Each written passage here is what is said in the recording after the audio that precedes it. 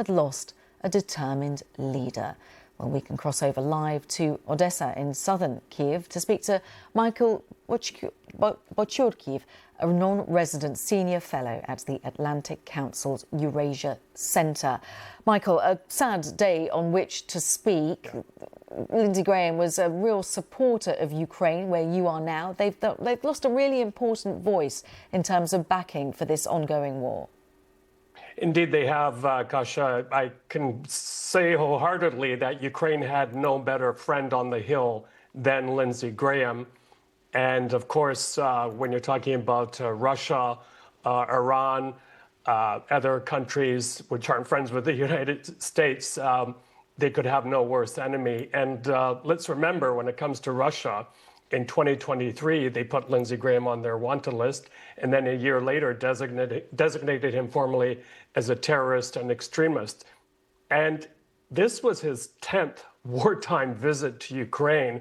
And, you know, on Friday, as recently as Friday, he was advocating for more lethality for Ukraine. In other words, Tomahawk missiles, so Ukraine could strike deeper into Russia, as well as those crushing sanctions. And I have to add as well, being whether you're in Odesa or Kyiv right now, it is increasingly dangerous because of their incoming Russian missiles and drones. So I think especially here in Ukraine, he'll be remembered for fighting hard for Ukraine. You know, someone once said, when you're in public life, people tend to remember the last thing you do.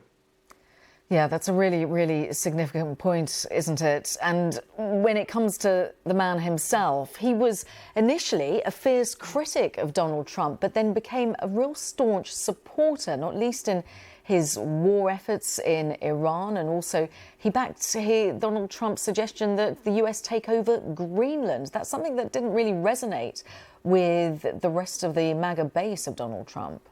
That's correct. He was certainly no Senator John McCain in terms of consistency, in terms of holding on to dear values. But yeah, definitely a man of contradictions. And at the Munich Security Conference this year, in an interview with Politico, he said, "Who cares who gives an expletive, who owns Greenland? I don't."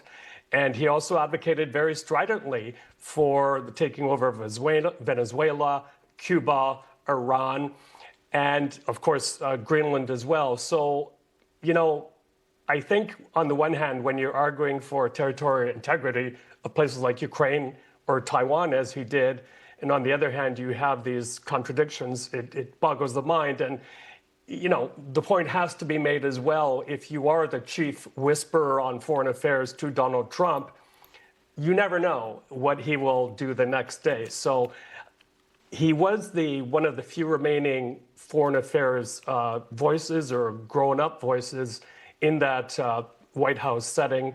But on the other hand, it's really at the end of the day what Mr. Trump decides he will do. Yeah, Michael, thank you so much for joining us. Michael Bociurkiw, non-resident fellow at the Atlantic Council's Eurasia Centre there, just talking us through the late Lindsey Graham.